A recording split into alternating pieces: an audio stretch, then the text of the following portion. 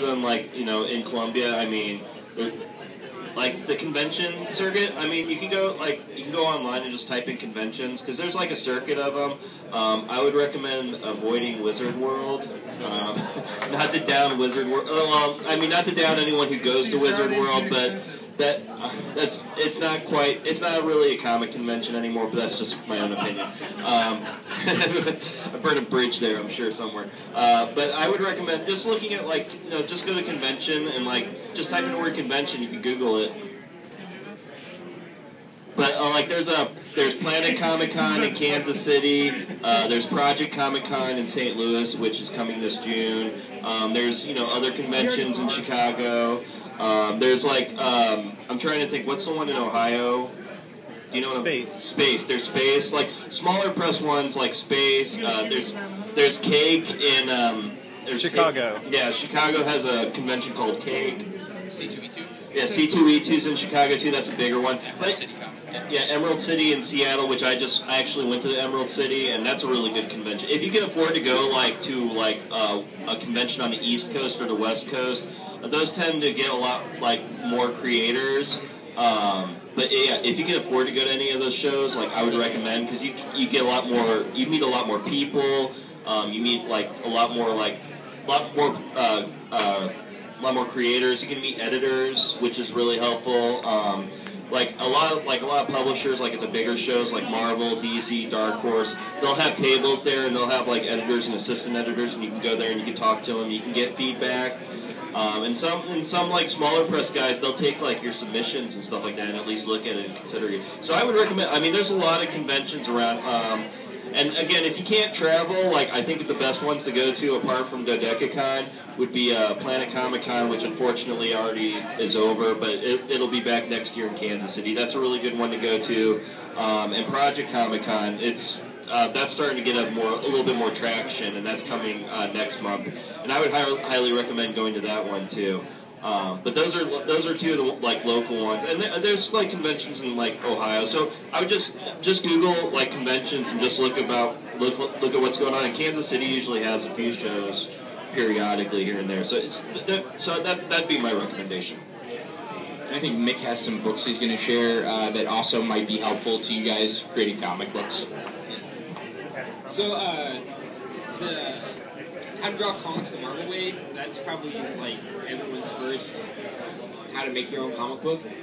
I think it does have some good basics, but you have to be careful that you develop your own style, because after I read that book for years I tried to draw like John Buscema and it never worked. And it was hard for me to draw because it doesn't look like John Buscema. And so you have to make sure that you're comfortable enough with your own style that you can be influenced by others, but you never try to emulate others very much. It's better than Rob Liefeld. No one is better than Rob Liefeld. I can't ever say ankles or wrists. So I would say, but that one, the Bern Hogarth books were very helpful to me. Dynamic anatomy, dynamic figure drawing, dynamic hands, dynamic heads, anything that has dynamic in the title he probably wrote. Those are very helpful. He has a book just on clothing. They're excellent, light and shadow. There's another one. Oh, then the Will Eisner books, he has graphic storytelling. He has expression one. He has a third one too. Yeah, doesn't he he? has three. Three, yeah, and those are all excellent books to read. And I like his better because it focuses better than the Marvel one, because it focuses more on the gesture and the idea of comicking instead of trying to draw like John Buscema. But there is a new version of that too, that John Buscema's not in as much. I think so. Romita. Yeah.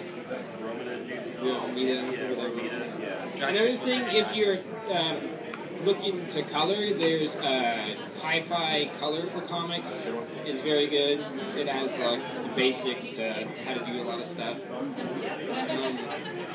If you try I don't know, the Hogarth ones, the How to Draw Marvel, they're more general in nature, but then the color, there's the How to Ink Comics the DC way, and there's a Dark Horse How to Ink Comics if you're those are good. That's a good book series.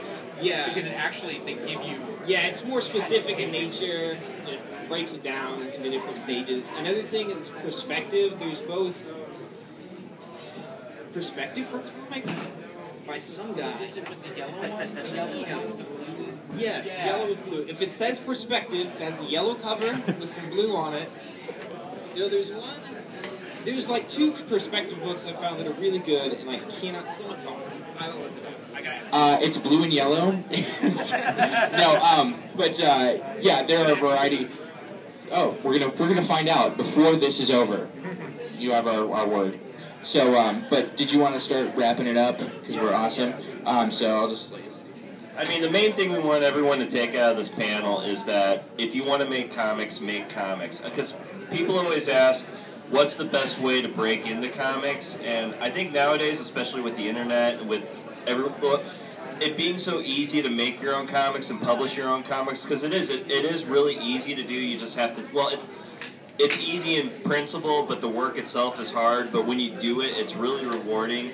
But there's no excuse not to make your own comic if you want to make your own comic. If you want to do comics, do comics. I mean, there's really not a breaking into comics. There's either people who make comics or people who don't make comics. So, and if you want to make comics, just do it. Don't hesitate. Don't stop and think, what am I doing? Just charge full steam ahead.